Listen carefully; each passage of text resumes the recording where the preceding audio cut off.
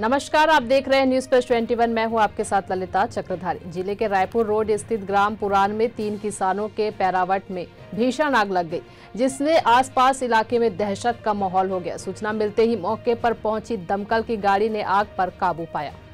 दमकल की team love Kumar Kosle, रामवाली पात्रे, राकेश टंडन ने सूझबूझ से आग को बुझाया। बताया जा रहा है कि करीब 10 पैरावाट जलकर खाक हो गई है। फिलहाल आग किस वजह से लगी है इसका कारण स्पष्ट नहीं हो पाया है, लेकिन आग लगने से लाखों का नुकसान होने का अंदेशा लगाया जा रहा है। हालांकि बड़ी मशक्कत से आग पर काबू पा लिया गया है, नहीं तो आसपास के घरों में आग फैल जाती। बता दें कि किसान भागवत साहू, दिलीप साहू, दिलोचन और संतोष के पैरावट में आग लगी है। ऐसी जानकारी से लगातार अपडेट रहने के लिए देखते रहिए न्यूज प्लस 21, आपके हक की बात।